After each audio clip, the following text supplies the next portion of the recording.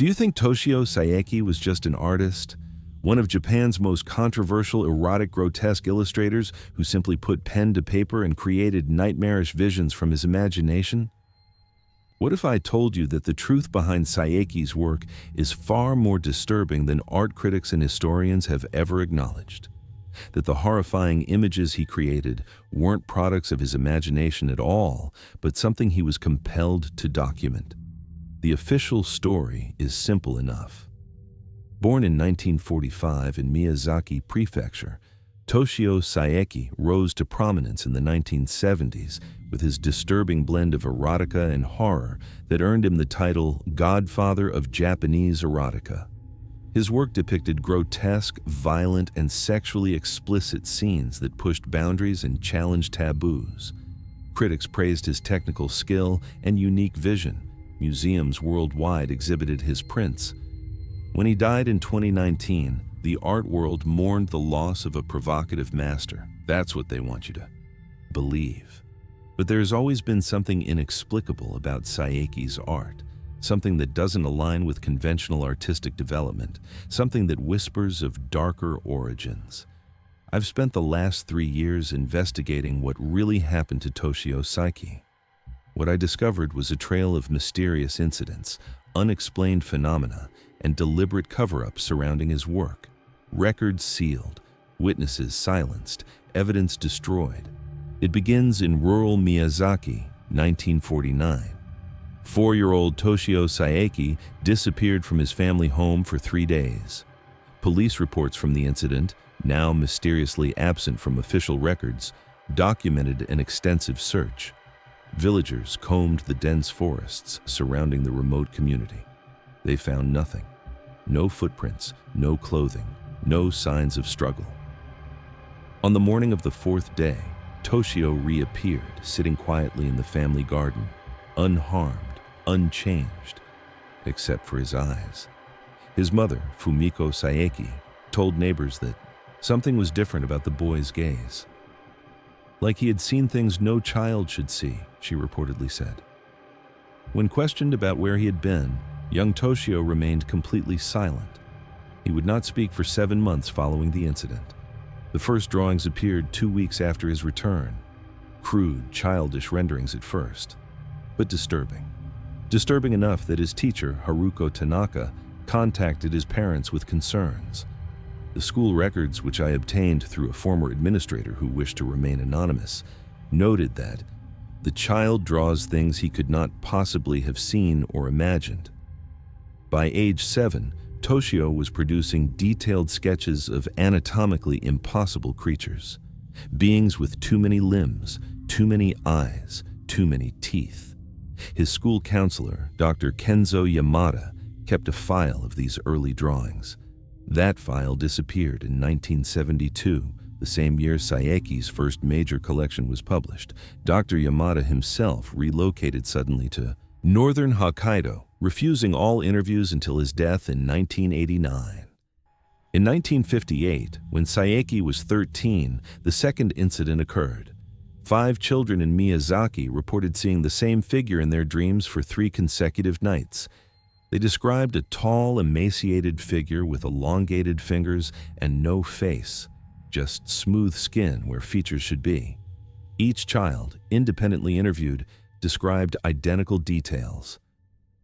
1 week later, Toshio Saeki fell into what doctors called a cataleptic state that lasted for 62 hours. Upon waking, he immediately requested drawing materials. The sketches he produced during the following week depicted the exact figure the other children had described. But in Saeki's renderings, the figure wasn't alone. It performed unspeakable acts with other entities that would become recurring motifs in his later professional work. 3 of the 5 children who shared those dreams were admitted to psychiatric care within a year. 2 never recovered. Their medical records were sealed by government order in 1976. The reason given: national security concerns. National security for children's nightmares. When Saeki moved to Tokyo in 1969, he took with him hundreds of sketches and drawings. His first exhibition in a small Shinjuku gallery lasted exactly 1 day before authorities shut it down, citing public decency concerns. But witnesses who attended the opening reported something beyond mere obscenity. They described feeling physically ill in the presence of certain images. 3 visitors reportedly collapsed. 1 experienced temporary blindness that lasted for 4 days. The gallery owner, Takashi Mori, told a local arts reporter that he had strange experiences while hanging the exhibition. "The prints seemed to change when I wasn't looking directly at them," he said. "And at night, after locking up, I would return in the morning to find them arranged differently." Mori abandoned the gallery 3 months later. He was found dead in 1977 under circumstances the police deemed inconclusive. The magazines that first published Saeki's work in the early 1970s experienced unusual phenomena.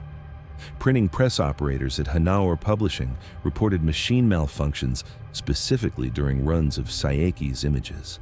Ink that wouldn't dry correctly, papers that emerged with burn marks, strange sounds emanating from the machinery.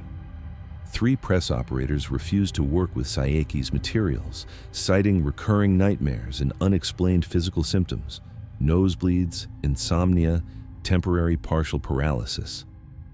Editor Jiro Kurosawa, who worked closely with Saeki from 1971 to 1973, maintained a diary during this period. Following Kurosawa's sudden disappearance in 1974, his apartment was found completely empty except for this diary. The final entry, dated April 17, 1974, reads, "It isn't Saeki creating these images. He's copying what he sees. They show themselves to him. They've always shown themselves to him, and now they're showing themselves to me." Kurosawa's body was never found. The investigation into his disappearance was closed after just 3 weeks. His diary vanished from the police evidence room in 1976. I obtained photographs of selected pages through a former evidence clerk who has since denied any knowledge of the case. What's particularly disturbing about Saeki's career is the pattern of incidents surrounding those who collected or displayed his work. Between 1975 and 1982, 7 private collectors of Saeki's original pieces reported identical phenomena, the images appearing to move slightly when viewed peripherally, objects in their homes being rearranged overnight, sounds with no source, described consistently as wet tearing or something heavy being dragged. 4 of these collectors eventually destroyed their Saeki pieces. 2 were institutionalized. 1, American businessman Henry Warner, vanished while visiting Tokyo in 1980. The investigation into his disappearance uncovered a journal in which Warner had meticulously documented changes in a Saeki print he owned, subtle alterations in the positioning of figures, expressions, and details that seemed to shift over time. In 1979, an exhibition of Saeki's work at a small museum in Osaka was disrupted when 3 visitors, unconnected to each other and visiting at different times, suffered identical symptoms while viewing the same print, titled simply "Visitor." All 3 experienced sudden nosebleeds, followed by visual hallucinations lasting approximately 20 minutes. Each reported seeing the central figure in the print standing beside them in the gallery. Museum staff removed the print from display. Its current whereabouts are unknown. The curator responsible for that exhibition, Dr. Yumi Tanaka, began researching similar incidents connected to Saeki's work. In 1981, she compiled a dossier of witness statements, medical reports, and photographic evidence. 3 days before she was scheduled to present her findings at a private symposium in Kyoto, Dr. Tanaka was involved in a single vehicle accident on an empty road. The dossier was never recovered from the wreckage. Dr. Tanaka survived but suffered traumatic brain injury that erased much of her memory from the preceding 2 years. Throughout the 1980s, as Saeki's international reputation grew, his behavior became increasingly erratic and isolated. Visitors to his studio reported that he would work in complete darkness. "He told me he didn't need light to see what he was drawing," said French art dealer Claude Lefebvre after a 1985 visit. He said they were clearer in the dark. Interviews with Saeki during this period are remarkable for their inconsistencies. In some, he claimed his images came entirely from his imagination. In others, he referred to visitors or guides who showed him what to draw.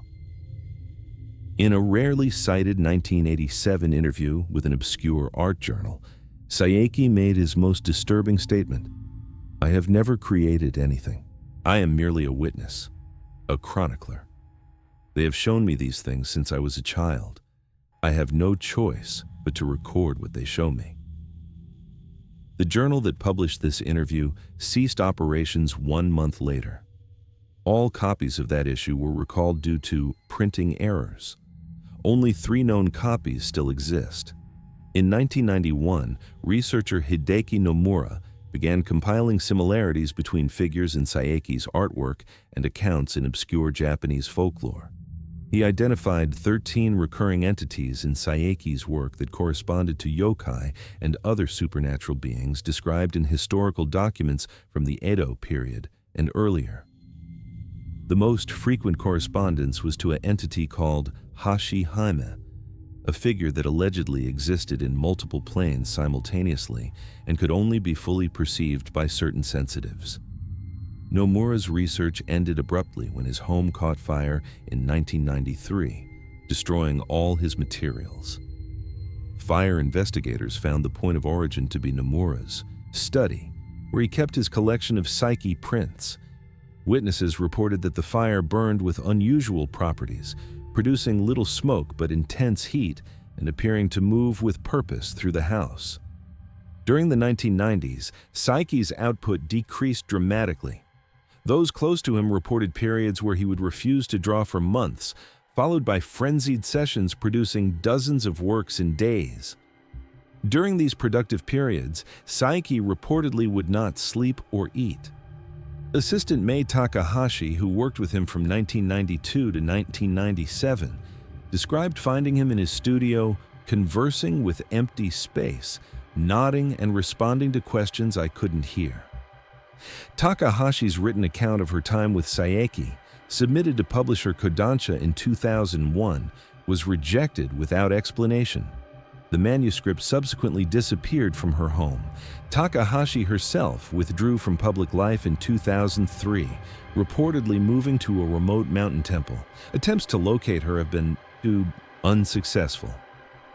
The most compelling evidence of something truly unexplainable behind Saeki's work comes from an incident in 2005, when the Watari Museum in Tokyo held a retrospective of his career. Security cameras captured a peculiar phenomenon in the main gallery. At precisely 2:17 a.m. on 3 consecutive nights, all cameras showed static interference lasting exactly 47 seconds. When normal recording resumed, the positions of Saeki's artworks had changed slightly, rearranged in a pattern that museum director Shingo Watari described as purposeful but incomprehensible. More disturbingly, after the 3rd night, staff discovered small modifications to several original works. Details added, lines altered. In one piece, an entirely new figure appeared in the background, a tall, faceless form with elongated fingers. The museum closed the exhibition immediately. The affected pieces were removed from the museum's collection. Their current whereabouts are classified. Following this incident, Saeki himself withdrew almost completely from public view. His last known interview, given to a small arts publication in 2008, contains only brief cryptic responses. When asked about his creative process, he said only, "They are more insistent now, more demanding. They know time is growing short." Between 2008 and his death in 2019, Saeki's work became increasingly abstract and chaotic. The recognizable figures and scenes that characterized his earlier work gave way to complex patterns and symbols that art historians have struggled to interpret. Analysis by mathematician Dr. Elena Sorokina in 2017 revealed that these late works contained fractal patterns that could not have been created intentionally by human hand, self-repeating geometric structures that appeared across multiple scales with mathematical precision. What makes this particularly impossible is that Saeki worked entirely freehand, never using rulers or measurement tools. When presented with this analysis, before his death, Saeki reportedly replied, "The patterns were always there, in everything. I just finally learned to see them properly." The circumstances surrounding Saeki's death in 2019 remain suspiciously underreported. Official records state he died of natural causes at his home in Chiba Prefecture. However, I've uncovered witness statements from the two healthcare workers who found his body that tell a very different story. According to these accounts, which were excluded from official reports, Saeki's studio showed signs of a struggle. Papers and drawings covered every surface, including the ceiling, where hundreds of sketches had been affixed in concentric patterns. The walls were reportedly covered with a substance initially assumed to be red ink, but later confirmed to be Saeki's own blood, used to create elaborate symbols identical to those found in his final published works. Most disturbing of all, the witnesses reported that Saeki's final drawing was found clutched in his hand, a detailed self-portrait showing his face being peeled open from within by elongated fingers. The drawing has never been publicly acknowledged. All records of it were expunged from police files. Both witnesses were required to sign non-disclosure agreements. One has since relocated to Australia and refused all contact. The other died unexpectedly in 2021. In the years since Saeki's death, owners of his artwork have reported an escalation in unusual phenomena. 12 separate collectors have documented identical experiences. The sensation of being watched while in proximity to his works, dreams featuring the same recurring figures from the prints, unexplained sounds described as whispering in an unintelligible language. 3 Saeki prints have been destroyed by their owners since 2020. In each case, the owners reported the same reason. The figures were becoming clearer, more present, moving beyond the boundaries of the paper. Most recently, in March 2025, a major retrospective of Saeki's work opened at the Museum of Contemporary Art in Los Angeles. Within the first week, 7 visitors were treated for unexplained symptoms, vertigo, temporary visual distortions, and intense emotional responses described as overwhelming dread when viewing specific pieces.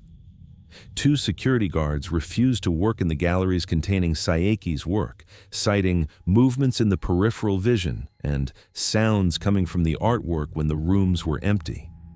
On April 12, 2025, museum curator Dr. Rachel Chen was found unconscious in the gallery, directly in front of Saeki's 1974 work, The Summoning.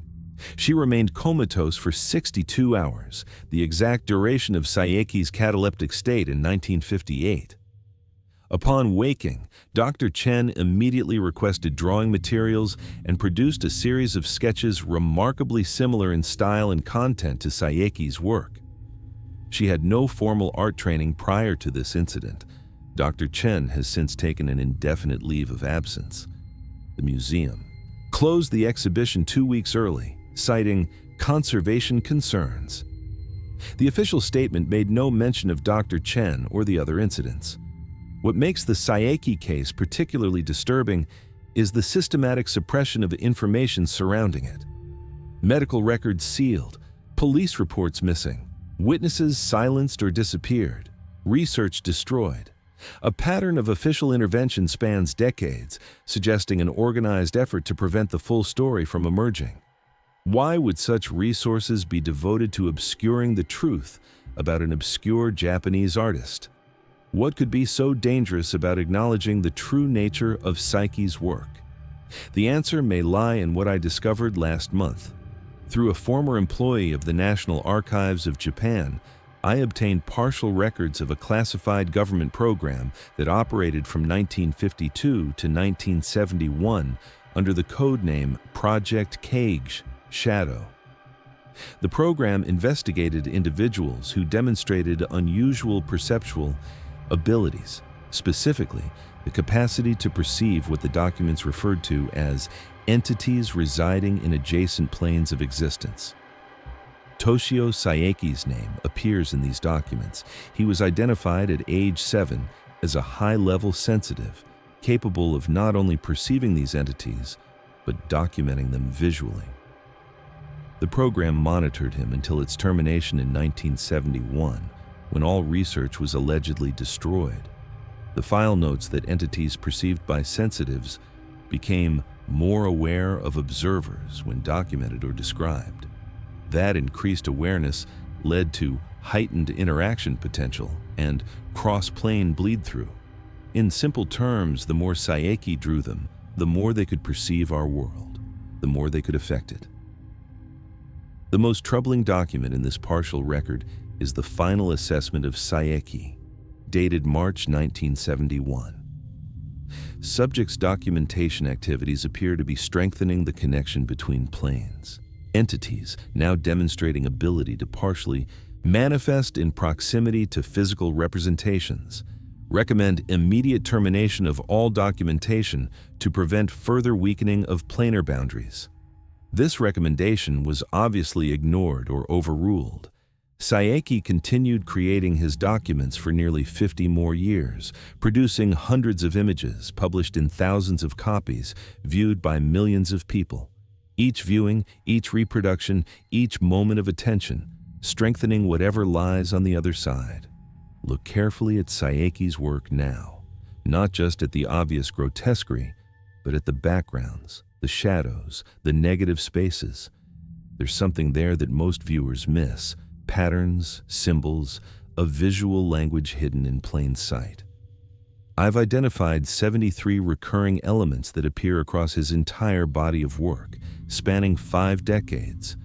Together, they form what linguistics expert Dr. Sofia Ivanova described as a coherent symbolic system with syntactic properties consistent with actual language, a message hidden in the artwork, or instructions. Since beginning this investigation, I've experienced incidents that cannot be coincidental. Electronic devices malfunctioning in specific patterns, sounds with no source, glimpses of movement at the edge of vision, the sensation of being observed. 3 break-ins at my residence where nothing was taken, but research materials were rearranged. Dreams of a tall figure with elongated fingers and no face. Last week, I awoke to find my walls covered with drawings I have no memory of creating. Drawings in a style unmistakably similar to Saeki's, depicting entities I had seen in his work, but with one difference. They were shown observing a sleeping figure. My sleeping figure. They know I'm looking for them. They know I'm telling you about them. And now you know too. You might think this is just a story, fiction disguised as fact. That would be comforting, wouldn't it? But consider this: every culture throughout human history has described entities existing just beyond human perception, beings that can occasionally be glimpsed or sensed but never fully seen. Beings that some people, sensitives like Saeki, can perceive more clearly than others. What if the only thing preventing these entities from fully entering our world is our collective inability to perceive them? What if attention is the key, our awareness of them strengthening their presence in our reality? And what if Saeki's art has been slowly, methodically training our minds to see them? Think about this. Have you noticed anything unusual since you started reading this? A sound you can't quite identify? A movement at the edge of your vision? A growing sensation of being watched? That's how it begins. Awareness, recognition, the first step to perception. They've been waiting, watching from that adjacent plane, reaching through sensitive individuals like Saeki, creating documents of themselves that serve as anchors, as gateways, strengthening their connection to our world with each viewing, each reproduction, each moment of attention. And now you've given them yours.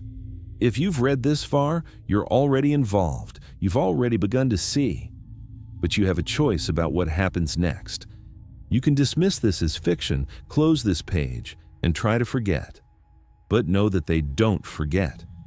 Once they've been perceived, they remain, waiting in those peripheral spaces, growing clearer each time you almost see them. Or you can acknowledge what you've learned. Accept that Saeki wasn't creating art, he was documenting something real, something that exists whether we perceive it or not, something that grows stronger with each perception. If you've experienced anything unusual while reading this, unexplained sounds, visual distortions, the sensation of presence, leave a comment saying, "I see them too." You're not alone. Others have begun to perceive them as well. The more we acknowledge them, the more we can understand what they want, why they chose Saeki, why they're reaching through, and why they might now be reaching for you. Awareness is spreading, perception is growing, the boundaries between planes are thinning, all because one boy got lost in the woods for 3 days in 1949 and came back different, changed, with eyes that could see what we weren't meant to see. With every print, every exhibition, every book of his work, Toshio Saeki wasn't just sharing his art, he was sharing his vision, training our eyes, preparing us for their arrival. They're watching you right now, waiting, always waiting.